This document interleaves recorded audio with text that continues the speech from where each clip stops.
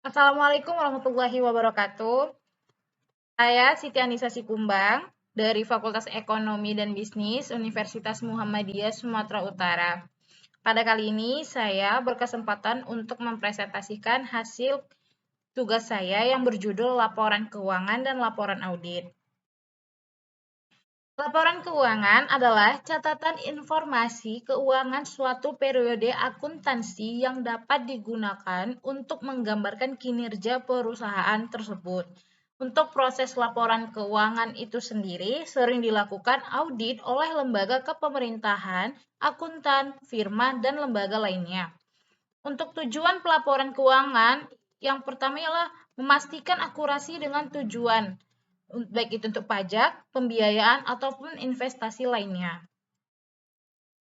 Fungsi dari laporan keuangan yang pertama adalah untuk mengevaluasi kesehatan keuangan dan potensi pendapatan perusahaan. Yang kedua, menganalisis kinerja perusahaan. Yang ketiga, membuat prediksi tentang arah masa depan harga saham perusahaan dan lain-lain sebagainya. Adapun komponen laporan keuangan menurut standar akuntansi yang berlaku di Indonesia. Yang pertama ialah laporan laba rugi, yang kedua laporan perubahan modal, ketiga laporan posisi keuangan neraca, yang keempat laporan arus kas, dan yang terakhir catatan atas laporan keuangan.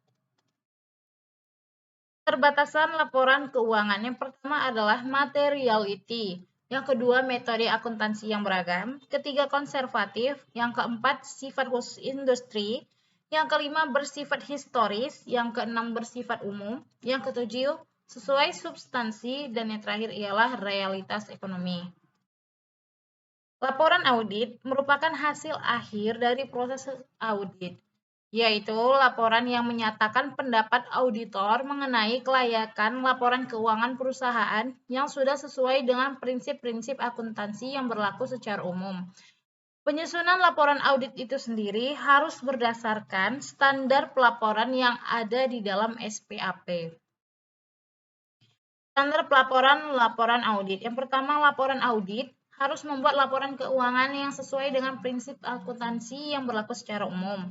Yang kedua, laporan audit harus menunjukkan jika tidak ada ketidakkonsistenan penerapan prinsip akuntansi di dalam penyusunan laporan keuangan untuk periode terkini dibandingkan dengan periode sebelumnya.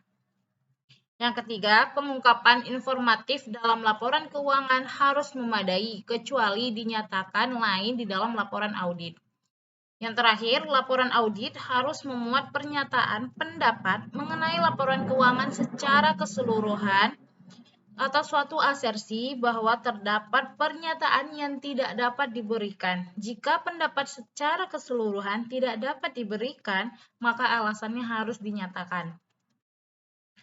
Fungsi dari laporan audit yang pertama adalah mengkomunikasikan hasil audit kepada pejabat pemerintah yang berwenang berdasarkan peraturan perundang-undangan yang berlaku. Kedua, membuat hasil audit agar terhindar dari kesalahpahaman. Yang ketiga, membuat hasil audit sebagai bahan untuk perbaikan institusi terkait.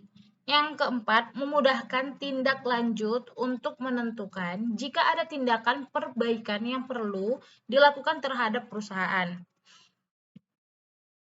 Sekian presentasi dari saya, lebih dan kurang saya mohon maaf. Terima kasih. Wassalamualaikum warahmatullahi wabarakatuh.